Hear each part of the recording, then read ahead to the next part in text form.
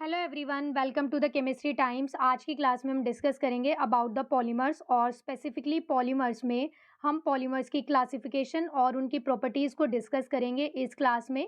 और polymer topic जिस भी एग्ज़ाम के सिलेबस में इंक्लूडेड है, ये क्लास उन सभी के लिए हेल्पफुल रहेगी, चाहे वो कोई टीचिंग एग्ज़ाम हो, टीजीटी या पीजीटी एग्ज़ाम हो या फिर कोई बोर्ड एग्ज़ाम हो।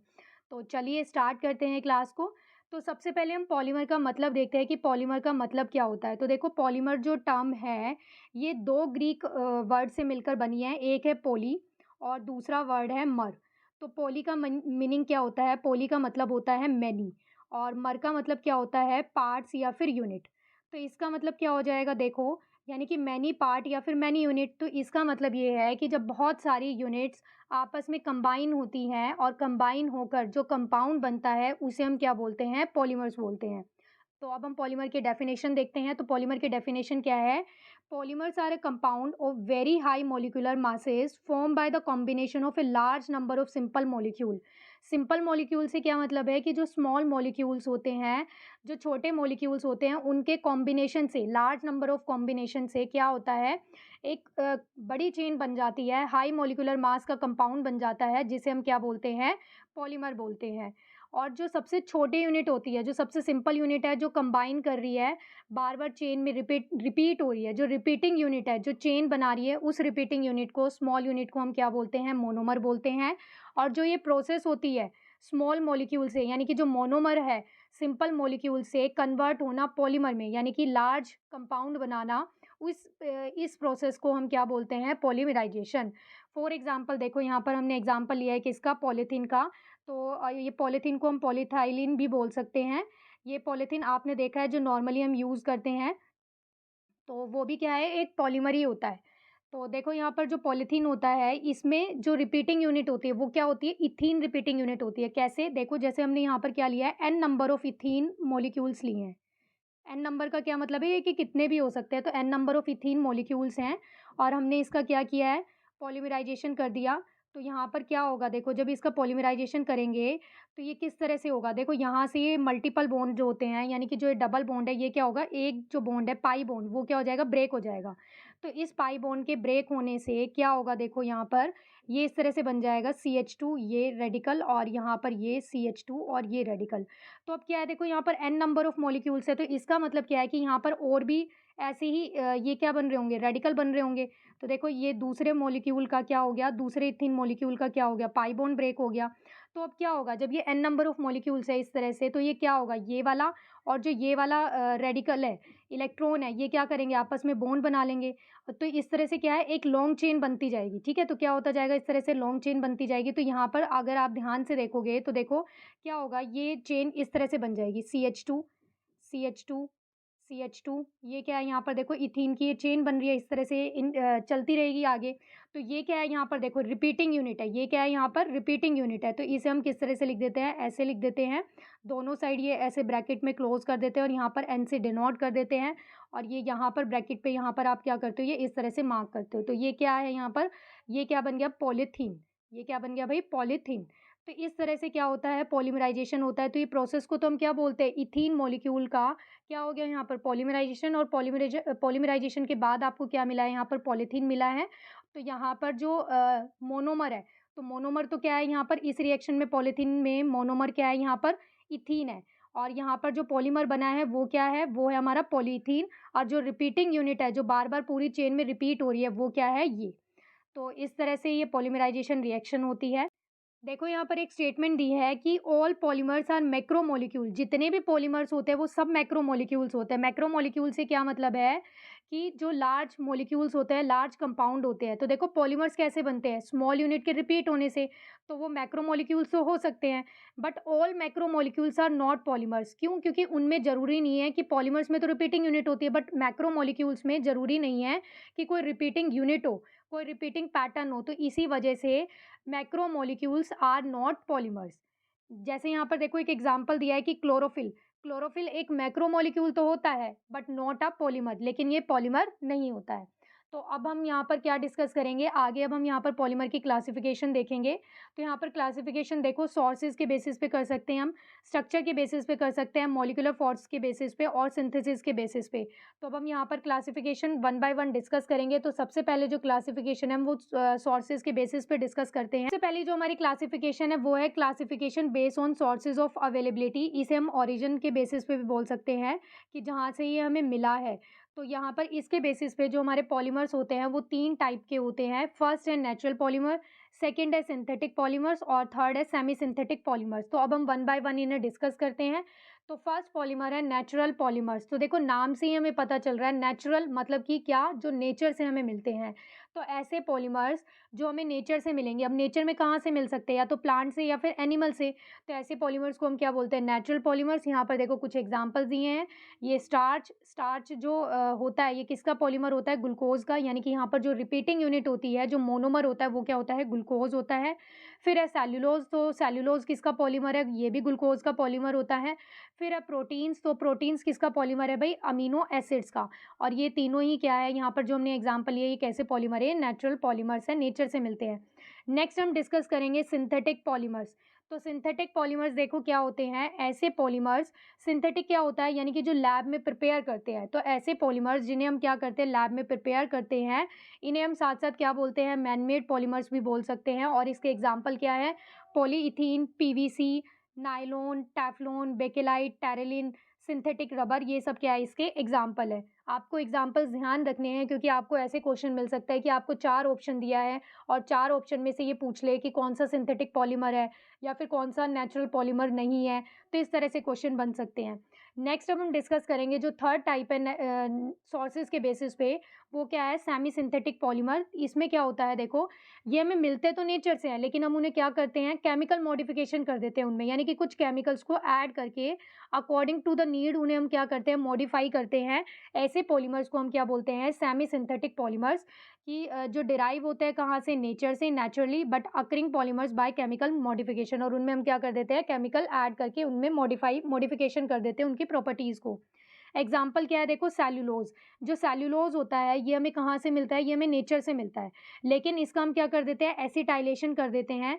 किसके साथ, एसिटिक एनहाइड्राइड के साथ। एसिटिक एनहाइड्राइड क्या होता है, ये होता है हमारा CH3CO, इसका ट्वाइस, और यहाँ पर ये होता है ऑक्सीजन।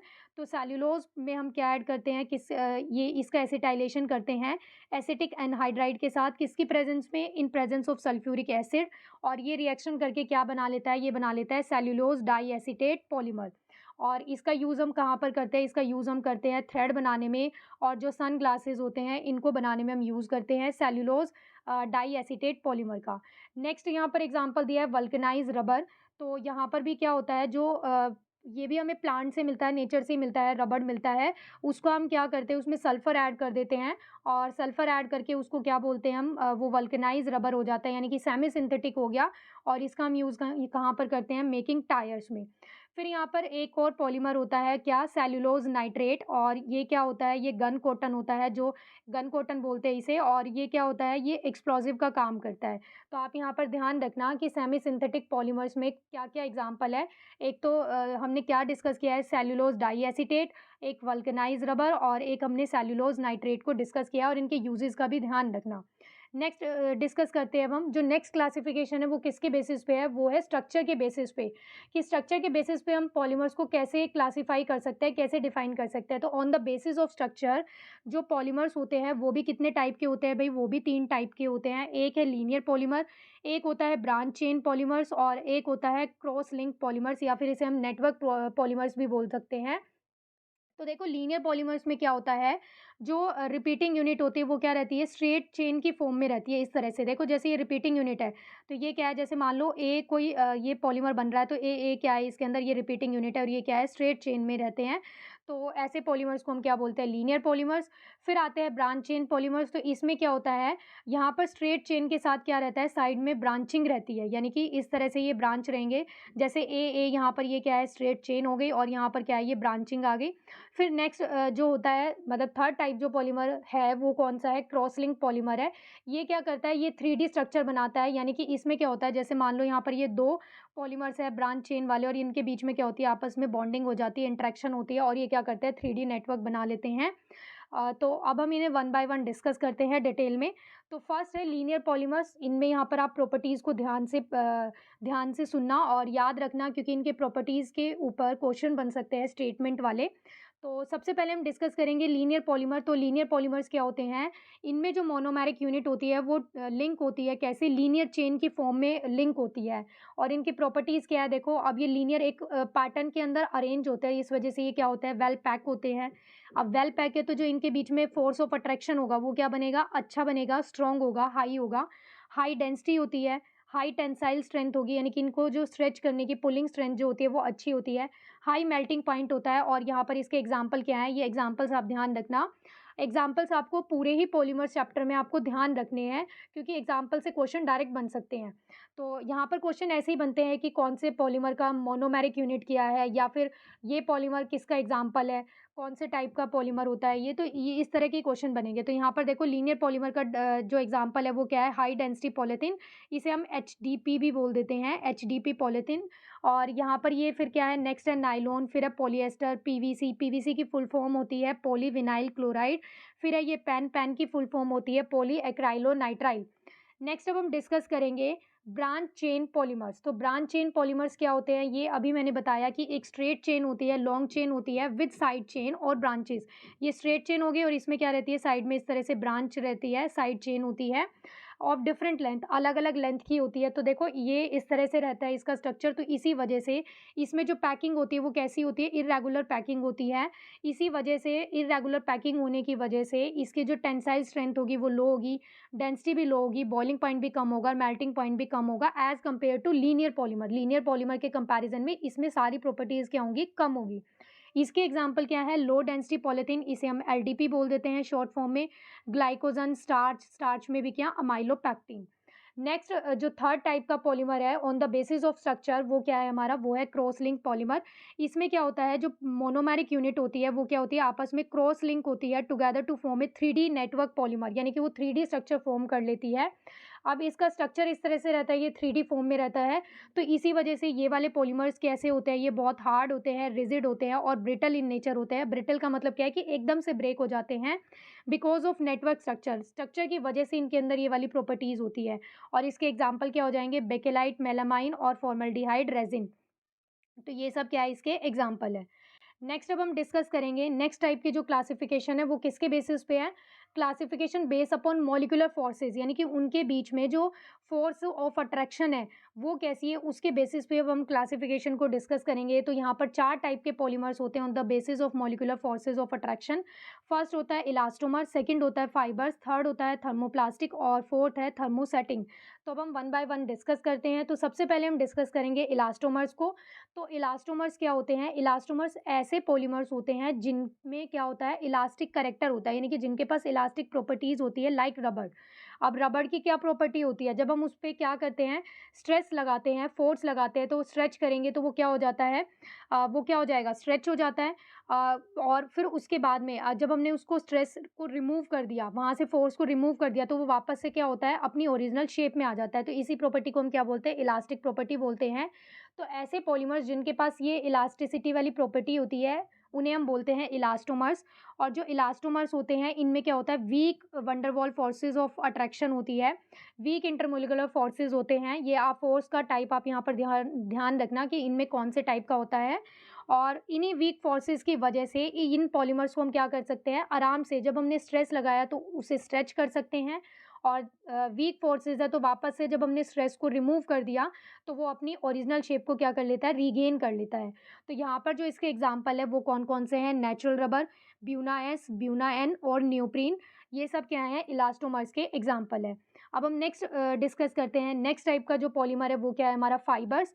तो फाइबर्स क्या होते हैं? ऐसे पॉलीमर्स जिनमें क्या होता है? Strong intermolecular force of attraction होती है चेन्स के बीच में।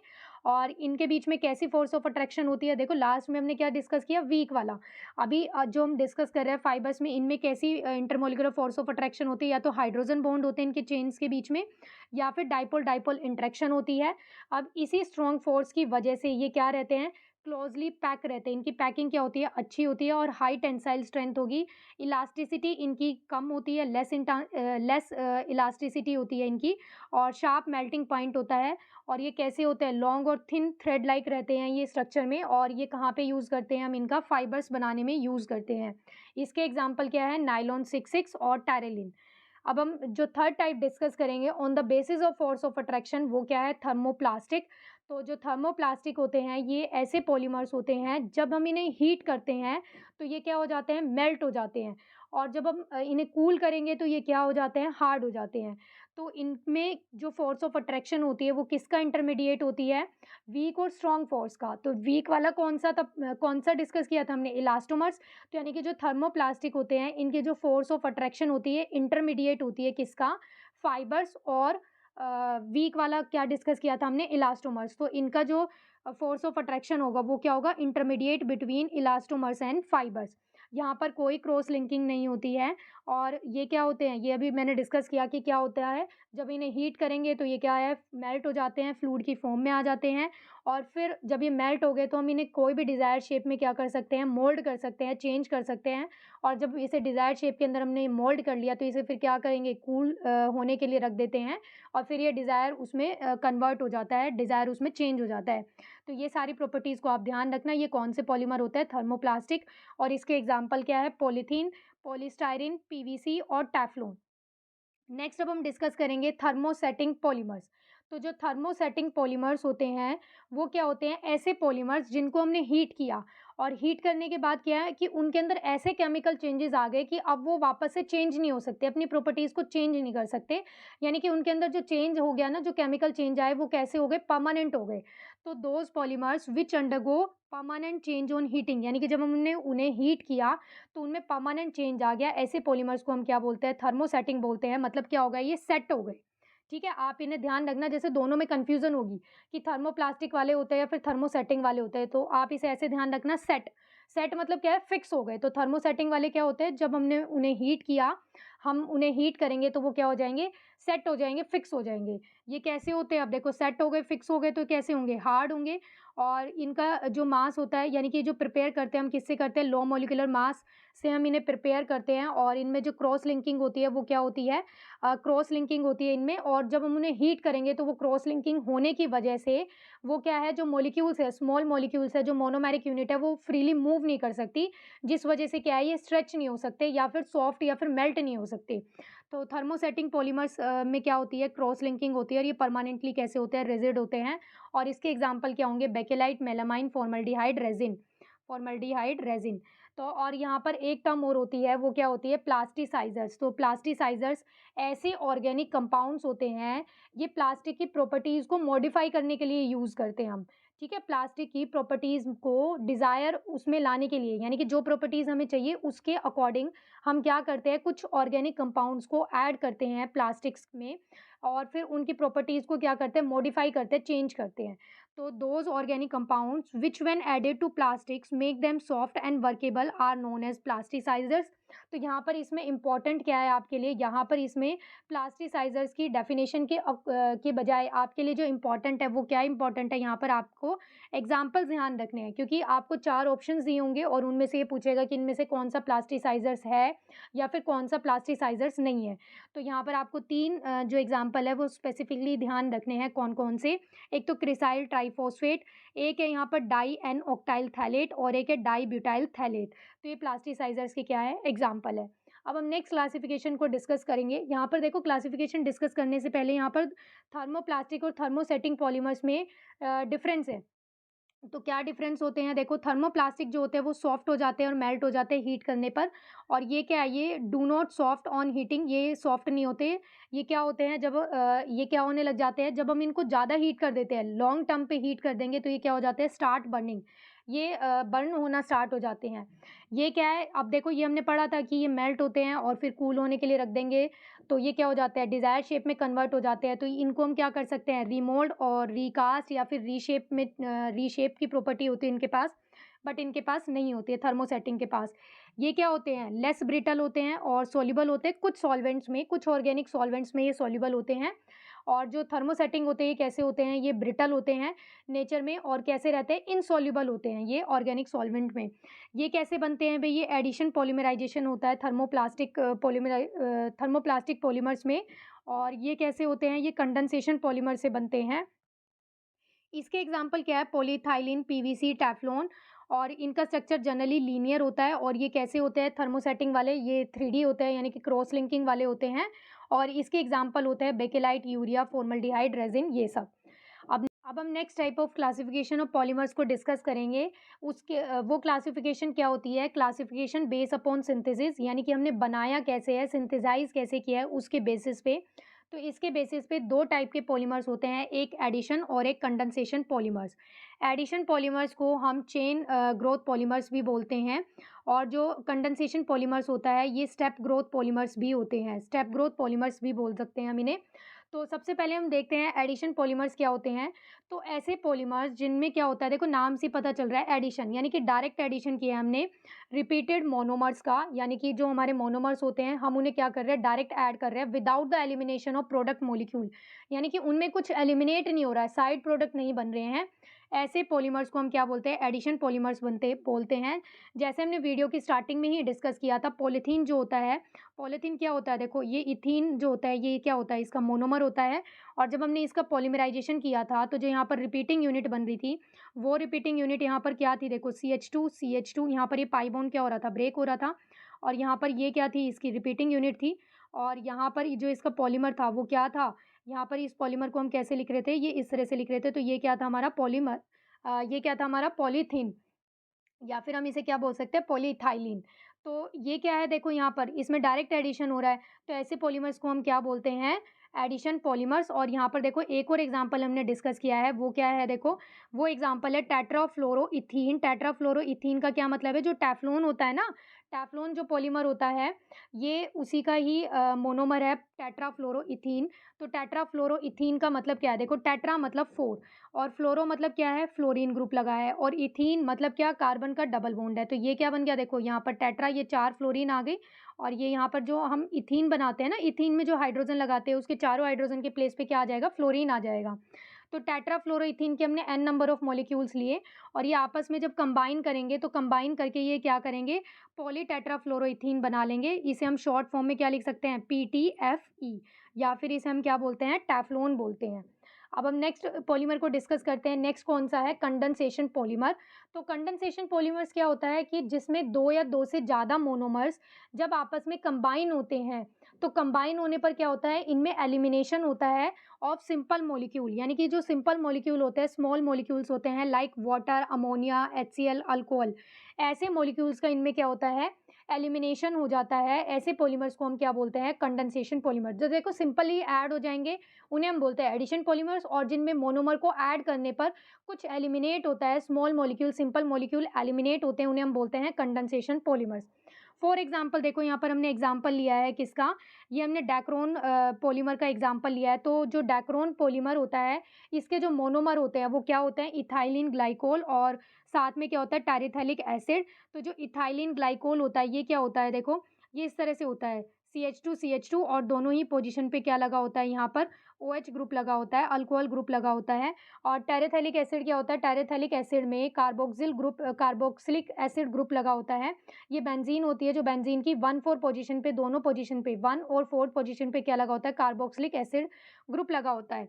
तो ये क्या होता है हमारा टेरेथैलिक एसिड और ये होता है इथाइलिन ग्लाइकोल। जब हम इनके मॉलिक्यूल्स को, n नंबर ऑफ मॉलिक्यूल्स के दोनों को कंबाइन करेंगे तो क्या होगा, देखो यहाँ से ये जो अल्कोहल का H है ये एलिमिनेट हो जाएगा किसके साथ, यहाँ पर भी देखो एक और टेरेथैलिक एसिड होगा तो उसके टेरेथैलिक एसिड के OH ग्रुप के साथ, जो COH ग्रुप लगाया है ना हमने, इसके COH ग्रुप के OH के साथ कार्बोक्सिलिक एसिड के, देखो जैसे यहाँ से तो H गया और यहाँ से क्या एलिमिनेट हो गया, OH, तो ये मिलके क्या बनाएंगे, वाटर।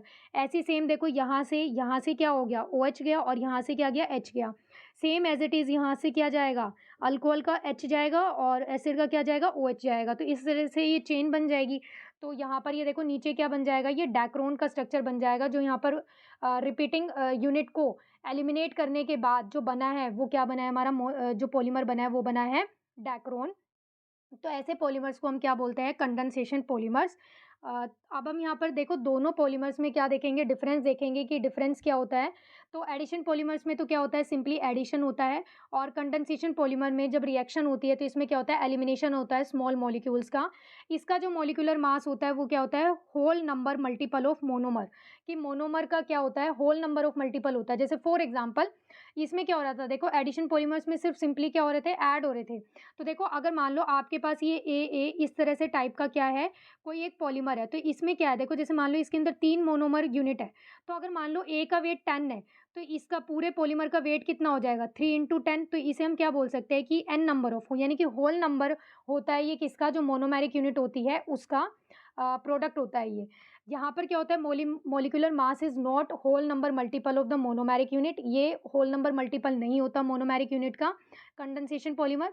इसमें क्या होता है, मोनोमेरिक यूनिट जो होती है जनरली एक ही यूनिट इन्वॉल्व होती है, ठीक है, इसमें यानी कि एक ही टाइप के मोनोमर होते हैं जनरली।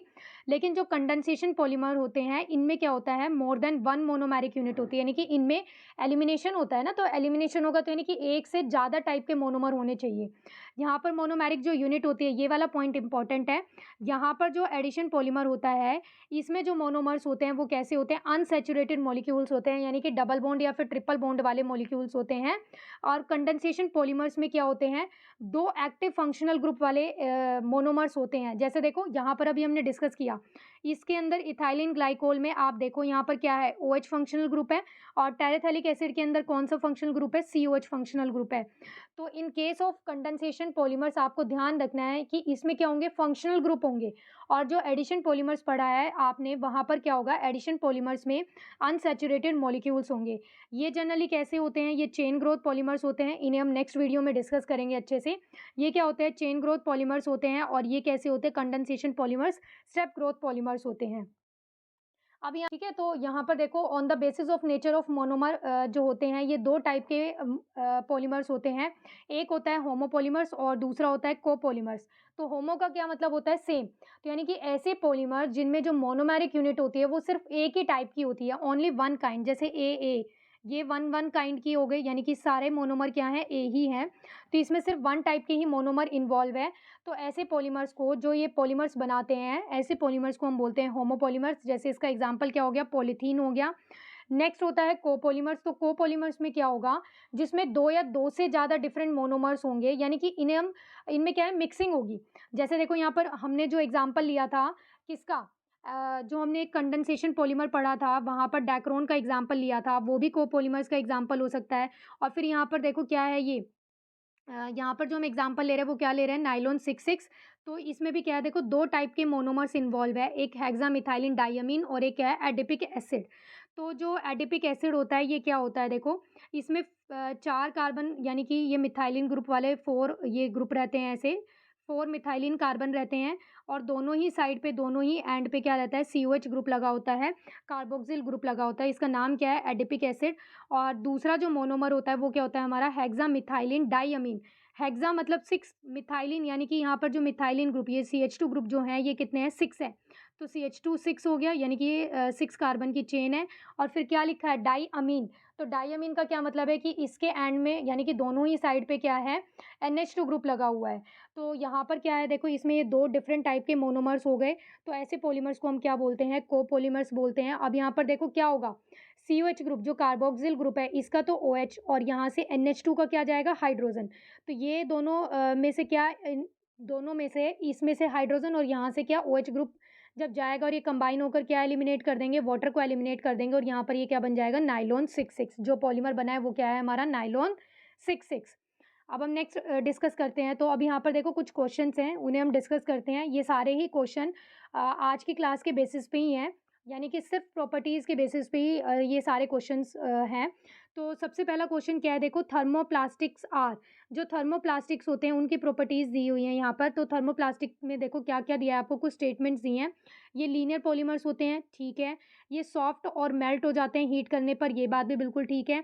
और ये क्या है, can be moulded in desired shape, और हम इन्हें क्या है अपने अकॉर्डिंग डिज़ायर्ड शेप में क्या कर सकते हैं, मोल्ड कर सकते हैं। तो ये सारी प्रॉपर्टीज़ क्या है थर्मोप्लास्टिक की है, तो इसमें क्या आ जाएगा, option number D, all the above are correct.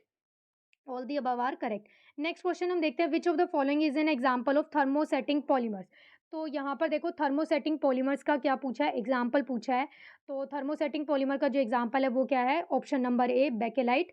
Next question discuss करते हैं, which of the following sets are correct regarding the polymer. यहाँ पर देखो कुछ सेट दिए हैं आपको, कुछ और फिर ये पूछा है कि इनमें से कौन सा सेट करेक्ट है, उसके बेसिस पे हमें यहाँ पर आंसर बताना है।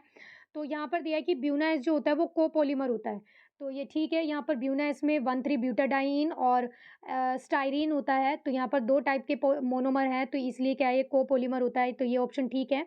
नेक्स्ट दिया है कंडेंसेशन पॉलीमर नायलॉन 66, ये हमने अभी डिस्कस किया है कि इसमें एडिपिक एसिड और क्या होता है, हेक्सामिथाइलिन डाइअमीन होता है, और इसमें से वाटर मॉलिक्यूल एलिमिनेट होता है, तो ये कंडेंसेशन पॉलीमर है, ये भी ठीक है। फिर है फाइबर्स होते हैं नायलॉन 66, ये भी ठीक है, ये फाइबर्स होते हैं नायलॉन 66। फिर जो डी ऑप्शन दिया है वो दिया है थर्मोसेटिंग पॉलीमर टैरिलिन, ये थर्मोसेटिंग नहीं होते, ये कैसे होते हैं, ये हमारे थर्मोप्लास्टिक पॉलीमर्स होते हैं। और जो ई ऑप्शन आपको दिया है ये क्या है, होमोपॉलीमर दिया है, और होमोपॉलीमर में आपको एग्जांपल दिया है ब्यूना एन, तो ये गलत है। यहाँ पर क्या होता है 1,3-ब्यूटाडाइन, और क्या होता है दूसरा मोनोमर यहाँ पर नाइट्राइल होता है, तो ये ऑप्शन भी क्या है, गलत है। तो यहाँ पर जो 3 आपको ए बी सी दिया है ये करेक्ट है। तो अब हम देखते हैं कि हमें कौन से ऑप्शन में दिया है, तो ये हमें दिया है ऑप्शन नंबर ए में, A B C are correct, तो इसका राइट आंसर क्या हो जाएगा, option number A. Next question देखते हैं, the polymer which can be stretch and retain its original status on releasing the force is. देखो ये प्रॉपर्टी किसकी होती है, जैसे स्ट्रेच करने पर और फिर फोर्स जब हम रिमूव कर देते हैं तो वो वापस से अपनी ओरिजिनल पोजीशन में आ जाता है, तो ये प्रॉपर्टी होती है किसकी, इलास्टोमर्स। जो हमारे पॉलीमर्स होते हैं ये प्रॉपर्टीज उनकी होती है। तो यहाँ पर देखो आपको कौन कौन से ऑप्शन दिए हैं, बेकेलाइट, ब्यूना एन, नायलॉन 66 और टैरेलिन। तो यहाँ पर इसका आंसर क्या बनेगा, यहाँ पर इसका आंसर होगा option number C, buna N. Buna N जो होता है ये क्या होता है, हमारा इलास्टोमर्स होते हैं। नेक्स्ट क्वेश्चन है, विच of the following is not a natural polymer. यहाँ पर आपको 4 ऑप्शन दिए और इनमें से पूछा है कि कौन नेचुरल पॉलीमर नहीं होता है। तो यहाँ पर नेचुरल पॉलीमर कौन नहीं है, ऑप्शन नंबर डी, ये नेचुरल पॉलीमर नहीं होता है। प्रोटीन, रबर और जो स्टार्च है ये क्या है, हमारे नेचुरल पॉलीमर्स होते हैं। नेक्स्ट क्वेश्चन देखते हैं, which statement regarding the polymers is not correct. यहाँ पर देखो पॉलीमर के रिगार्डिंग कुछ स्टेटमेंट्स दिए हैं और ये पूछा है कि कौन सी करेक्ट है कौन सी नहीं है। तो फर्स्ट आपको दिया है थर्मोसेटिंग पॉलीमर्स आर रीयूजेबल, तो यही ऑप्शन क्या है, देखो आपको इनकरेक्ट स्टेटमेंट दिया है, यही इसका क्या हो जाएगा, राइट आंसर। जो थर्मोसेटिंग पॉलीमर्स होते हैं ये रीयूजेबल नहीं होते हैं। नेक्स्ट स्टेटमेंट को एक बार हम बाकी स्टेटमेंट्स को भी रीड आउट कर लेते हैं। तो नेक्स्ट स्टेटमेंट क्या है, इलास्टोमर्स है polymer chain held together by weak intermolecular forces, ये ठीक है। इलास्टोमर्स क्या होते हैं, इनमें वीक फोर्सेज होती हैं। नेक्स्ट स्टेटमेंट है fibres possess high tensile strength, ये भी ठीक है। नेक्स्ट स्टेटमेंट दिया है thermoplastic polymers are capable of repeatedly softening and hardening on heating, यानी कि हीट करने पर वो क्या हो जाते हैं, सॉफ्ट हो जाते हैं, और कूल करने पर क्या हो जाते हैं, हार्ड हो जाते हैं। तो ये स्टेटमेंट भी ठीक है। तो यहाँ पर जो इनकरेक्ट स्टेटमेंट दिया है वो क्या दिया है आपको, ऑप्शन नंबर ए। तो इस वीडियो में हमने जितने भी क्वेश्चंस को डिस्कस किया था वो सारे ही क्वेश्चन सिर्फ क्लासिफिकेशन ऑफ पॉलीमर्स और प्रॉपर्टीज़ के बेसिस पे ही थे। बाकी यहाँ से जो इम्पॉर्टेंट क्वेश्चंस बनते हैं या फिर जो इस चैप्टर का इम्पॉर्टेंट पोर्शन है वो ज़्यादा ये है कि कौन सा पॉलीमर का कौन सा मोनोमेरिक यूनिट होता है, ये आपको ज़्यादा ध्यान रखना है। तो वो सब हम नेक्स्ट वीडियो में डिस्कस करेंगे।